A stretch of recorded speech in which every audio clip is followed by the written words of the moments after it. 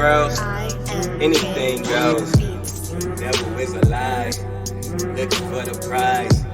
That's eternal life, and bringing the things in my mind. Talking real peace of mind, that's something money can't buy. What's up, YouTube fam? It's your boy KingMarcell, and I'm back with another video. So we about to be checking out this video that's going to be going into a little bit more detail about the Childish Gambino song that I checked out a couple days ago. Days ago. Make sure you guys like up and subscribe and hit that notification bell so that you're notified whenever I do drop a video here. But with that being said, let's get right into this reaction.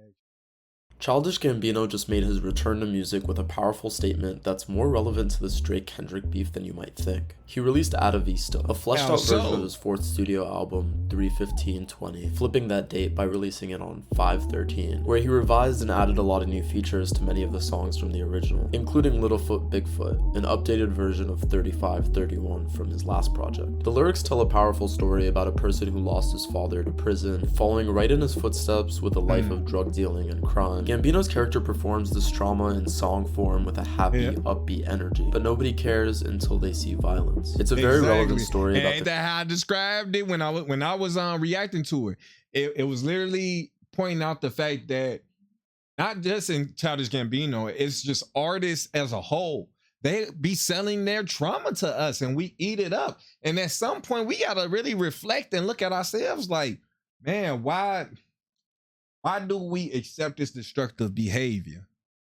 Why have we let the destructive behavior of ourselves and of other people that's like us to be okay enough so that it's being sold for profit? And we really have to like answer those type of cultural questions, and we're gonna move further as a collective, for real.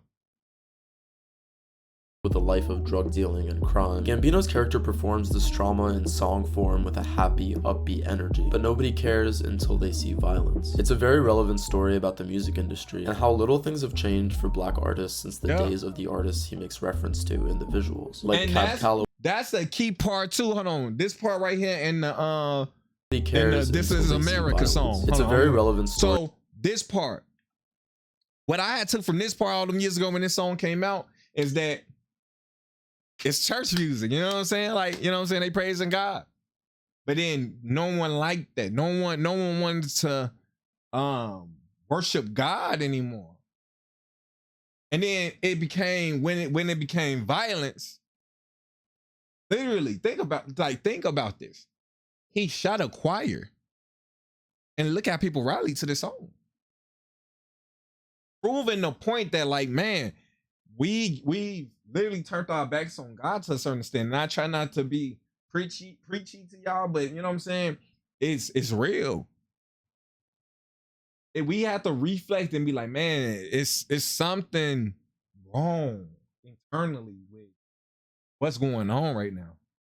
About the music industry and how little things have changed for black artists since the days of the artists he makes reference to in the visuals, like Cab Calloway and the Nicholas brothers. Not to mention the dances from Beyonce's Single Ladies. It kind of reminds me of what J. Cole said when he dropped out of the Kendrick-Drake beef. Niggas wanna see blood. It also reminds me a lot of the themes of Spike Lee's Bamboozle, a commentary on the way black artists, their pain, and the pain that they cause other black artists, are used by the industry for entertainment and profit. The skit at the very start of this video makes direct commentary on the music industry and record label contracts. The character played by Kinta Brunson, who Glover just praised for her role in Abbott Elementary, booked Gambino and his group as entertainment. I didn't even peep that was her. That's crazy. For them as people. She makes it clear that the club isn't responsible for injury to instruments and includes the performers themselves as one of those instruments that are in danger. We are not accountable or responsible for any damage to any instrument, including your body. Gambino even comments on how these situations could be staged, that the artists get set up on purpose for the audience's entertainment. And it's a good exactly. And man, people be saying it's not that deep. Everything is that. I'm sorry to say. You have to do a little thinking. People who want to say that things aren't that deep, they don't want to think for themselves. They want to take shit as face value when this shit is manipulated down to the beefing between different gangs. It's like black folks are being set up to be each other's worst enemy so that we can't see our true enemies. And it's like, at what point are we gonna stop selling out? Because like I said in my reaction to this video, Childish Gambino's character was a coon. Why I say he was a coon? Because he was willing to do it. He did it. And that's how we got to start looking at a lot of these artists. Ones who's like bringing turmoil to our communities. We have to like call a spade a spade. It's like, when are we going to do that? When are we going to hold each other accountable? All this ducking accountability ain't making nothing better. It's making shit 1,000 times worse. I don't know. That's just a point to consider, seeing how dramatically artists' listeners go up after their death. It's not just that the audience doesn't care until there's violence. There's also a suggestion of the industry inciting and being behind the scenes of that violence. With Keith's character asking someone for a mop, knowing that the stage is going to end up bloody. Benny, get the mop, baby boy. Gonna be some blood in here. Coupled with the way that a separate figure completely unrelated to the performance is the one that interrupts the show with a gun, as if he was planted. The way this character comes at Gambino with a gun pointed at him, but ends up dying without Gambino doing anything. It's kind of a confusing scene on purpose. It adds to this sense that something about this violence is manufactured, set up to make heroes and villains, and at the end of the day distracts you from the cry for help in the actual song lyrics. But the audience didn't care about that cry for help, or the artist anyway. Laughter only breaks out after the death. And now all of a sudden everybody jigging with it. Everybody going along with it. In a lot of ways, brainwashing. It's brainwashing to the ultimate T. No ifs, ands, or buts about it. That's what it is. The spade, the spade. This feels like a sequel to This Is America. And the focus on the line reminded me of the line in This Is America. Movement can refer to the drug trade that the character is talking about, and movement can also be dance. Commenting on the cultural significance of black dance in this country, but how easily it's imitated and stolen. And the black artists behind it are separated from and not properly credited for their influence. We only care about those artists when tragedy or trauma is involved. I saw a comment that summed it up perfectly. He made a commentary about how we make people feel good by making music about hurting each other. I've seen people say this song sounds like mall music, and that's the point. Gambino is exaggerating the direction that the commercialization of violence is going in, creating a dystopia set in the past. They are selling trauma to the point where literally you can play this in the mall. This nigga talking about selling drugs. This is how they see us. The shit that we that goes on in the hood every day, that we gotta live in like it's a fucking warfare. We in a fucking war zone. They playing this shit in malls. Commercialized. Like it's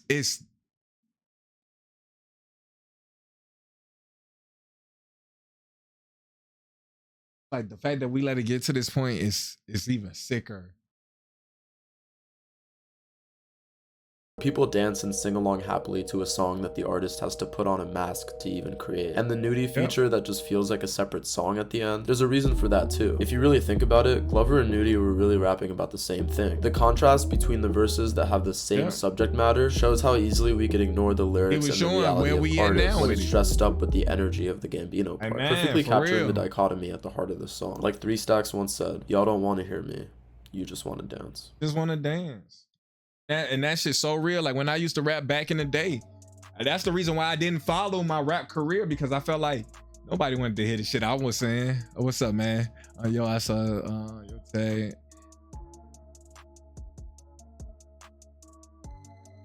Yeah, definitely, bro. But it's crazy how we are like our own detriment, and it's like, when are we going to change that, man? And I told you all that song, I really like that song because of the message. And it's like, I feel like I knew a lot of it was just gonna go right over a lot of people's heads. A lot of people's heads, man. But if you guys like that video, make sure you guys hit that like button and subscribe up. And hit that notification bell so that you're notified whenever I do drop a video here. KingMarcell out. Peace. When the pain grows, anything goes. Devil is a lie, looking for the prize. That's eternal life, and bringing the things in my mind. Talking real peace of mind. That's something money.